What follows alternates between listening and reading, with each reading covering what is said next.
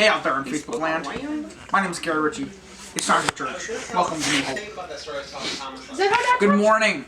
Welcome to New Hope Christian Community, where today we continue our series in Jonah. That was so long ago. What series we're doing? You don't know what series we're doing right now? Grace Greater? No, we just finished that. Oh, Kingdom. Hello. Okay. Good morning and welcome to New Hope. I'm Gary Ricci. A couple of weeks ago, my wife and I were on a date, and she had brought some questions for couples to talk about. And one of them was, what were some of your favorite dates we've ever been on?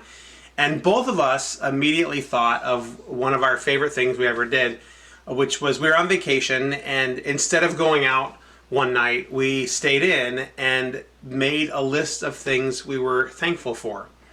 And I think we planned on doing it for 4 or 5 minutes and then going out to dinner. And we ended up just sitting in our hotel room for about 4 hours, writing down the things that we were thankful for. And it was one of the best nights of our lives. It was really reorienting. And there's something about gratitude that sets our hearts right, sets our souls right.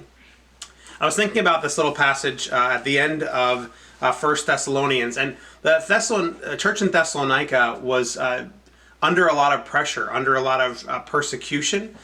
In fact, people had been driven out of the area by persecution. Paul had been driven away from Thessalonica because of persecution.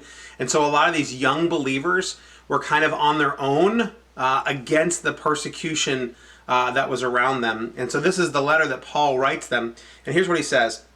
This is right near the end. He gives a couple of instructions. This is 1 Thessalonians chapter 5. He says, "Be joyful always, pray continually, and give thanks in all circumstances, for this is God's will for you in Christ Jesus." You know, someone doesn't tell you to give thanks in all circumstances unless things are bad. You know, when things are good, no one has to tell you to be thankful. No one has to tell you to be happy. No one has to tell you to be joyful. But when things are bad, you need to hear that as an encouragement. And he says, here's what he says. He says about it, he goes, "This is God's will for you in Christ Jesus." He says, in the middle of your hard circumstances, God's will for you is to be joyful, to pray continually, and to be thankful in the midst of your circumstance, because being thankful is good for us. So today, as I spent some time with the Lord, I just started to count blessings again.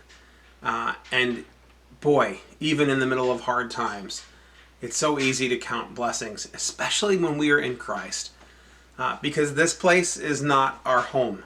Our home is secure. It is the promise of God's house exists for us regardless of what's going on here. And in fact, and I'm thankful for this, it's kind of easier for us to lean into that promise when things aren't great here. So I pray for you today. I'm thankful for so many of you today. And take some time and be thankful. See how far you can get with your family today on things to be thankful for. And have a great day. As a reminder, tomorrow we're going to be live streaming our church service from right over there.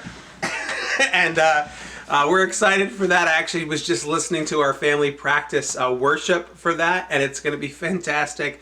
I think it's going to be a really special morning for us, New Hope, to be worshiping together in our homes. And I so much hope that you'll join us. 10 o'clock tomorrow morning, we'll be live streaming, and then it'll go up on our YouTube and our website after that's done. But I hope you can join us for that. God bless you. Have a great Saturday.